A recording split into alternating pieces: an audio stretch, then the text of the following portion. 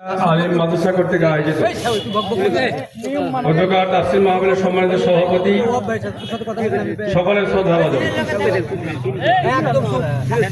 সহসভাপতি, প্রধান অতিথিবৃন্দ, অত্র মাদ্রাসা সম্মানিত অধ্যক্ষ, বিভিন্ন রাজনৈতিক দলের নেতৃবৃন্দ, আমার সাথে আগত ইউনিয়ন সংগঠনের নেতৃবৃন্দ, প্রিয় সাংবাদিক ভাইয়েরা, পদ্মার অন্তরণী মা বোন সহ সকলের প্রতি আমার আন্তরিক সালাম। আসসালামু আলাইকুম ওয়া রাহমাতুল্লাহ। আউযু বিল্লাহি মিনাশ শাইতানির রাজীম। বিসমিল্লাহির রহমানির রহিম। ওমান লাম ইয়াকুম বিমা আনজালাল্লাহু ফাউলাইকা হুমুল কাফিরুন। আল্লাহর শুকরিয়া আদায় করছি যে আল্লাহ তাআলা আমাদেরকে এই তাফসীর মাহফিলে উপস্থিত হয়ে এতক্ষণ পর্যন্ত মহামূল্যবান কথা বলা ও শোনার সুযোগ দিয়েছেন। আলহামদুলিল্লাহ। অসংখ্য দরুদ ও সালাম বিশ্ব মানবতার শান্তির আদর্শ নেতা রাহমাতুল লিল আলামিন হযরত মুহাম্মদ রাসূলুল্লাহ সকলে বলি সাল্লাল্লাহু আলাইহি সাল্লাম। প্রিয় ভাইরা, সংক্ষিপ্ত কথা, অত্র মাদ্রাসাকে তারা প্রতিষ্ঠিত করে অদ্যাবধি পর্যন্ত অগ্রসর হওয়ার কাজ করেছেন।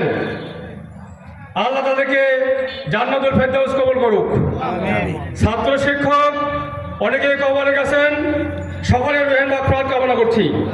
সুদীর্ঘদিন পর যাদের রক্তের বিনিময়ে, যাদের জীবনের বিনিময়ে, যাদের ত্যাগের বিনিময়ে আজকে কোরআনের কথা আলোচনা করার সুযোগ হয়েছে, তাদের আত্মার মাগফিরাত কামনা করছি। আমিন।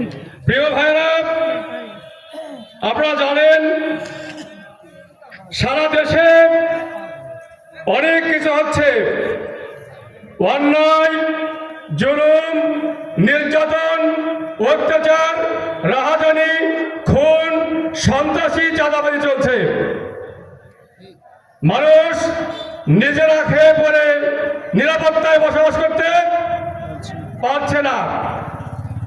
আমরা চাই বাংলাদেশ জামাত ইসলামী কখনোই এদেশে ততক্ষণ পর্যন্ত জান মাল ইজ্জতের নিরাপত্তা আসবে না যতক্ষণ পর্যন্ত এই জমিনে আল্লাহর আইন এবং সৎ লোকের শাসন কায়েম না হয়েছে। বাংলাদেশ জামাত ইসলামী চাই এদেশে আল্লাহর আইন এবং সৎ লোকের মানুষের শাসন কায়েম করে একটা জনকল্যাণমূলক সমস্ত মানুষের জানমাল নিরাপত্তা দিতে চাই।